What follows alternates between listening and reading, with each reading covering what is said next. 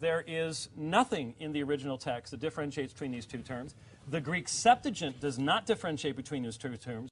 So in the debate with Anthony Buzzard and others, James White argues that "to my Lord" is also applicable to the Lord, that is Yahweh in all caps there.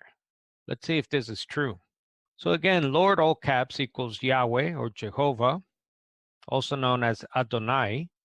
Now the phrase "to my Lord" equals the one Hebrew word Ladoni. And again, the divine name, the four letters in the Greek are translated simply as kyrios or o kyrios, the Lord. And the Hebrew word Ladoni is translated as the Greek phrase to kyrio mu. So James White and others want to argue that Adonai, another way of saying the divine name, Yahweh, can sometimes equals Adoni. But we'll see here that the Greek translation actually supports the original Hebrew. So this is noted by other evangelicals. The Greek is a translation of the Hebrew "said Yahweh to my Lord." As quoted here, kyrios, that is Yahweh, is God, while the second kyrios mu, Adoni, my Lord, is the Messiah. If, however, ambiguity arises from this double use of Lord, the meaning may be conveyed by the Lord or God said to my Messiah.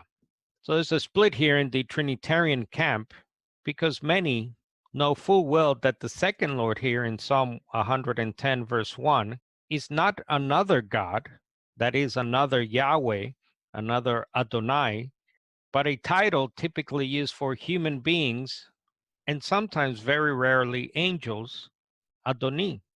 Now let's take a closer look at the Hebrew word Ladoni, as I said, translated by the Greek phrase to kyrio mu, to my Lord, and we'll see that it's never used for Yahweh, that is the God of Israel.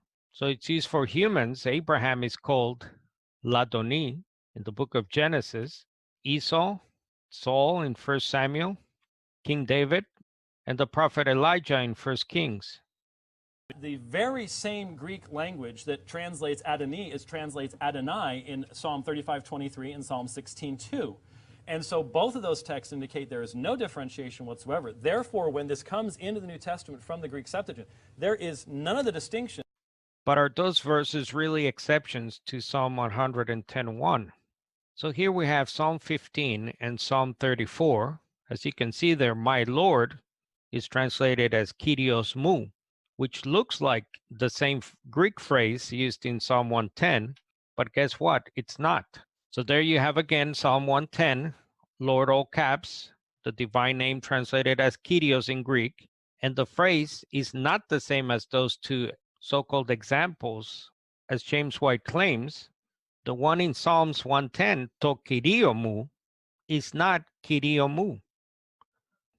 But even if it were the same Greek phrase, we know that exceptions are not the rule.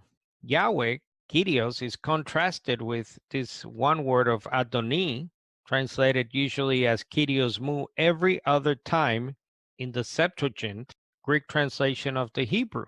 So you have those examples in Genesis, Numbers, book of Joshua, Judges, both books in Samuel, both books of Kings, and First Chronicles.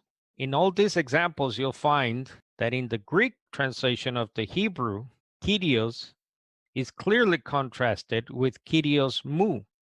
But the bottom line is that James White produces two false parallels that are not applicable to Psalm 110:1. Again, the Greek to kyrio mu is not found in those psalms he mentions, and even if they were, unique rare exceptions should not be the rule.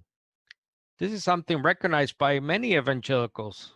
Even the noted Theological Dictionary of the Old Testament says, for the LXX translators often render Adonai not by kyrios mu, my Lord, but simply by kyrios, Lord. Lastly, note that in the debate here with Anthony Buzzard and others, James White is reluctant to tell us exactly what he's proposing.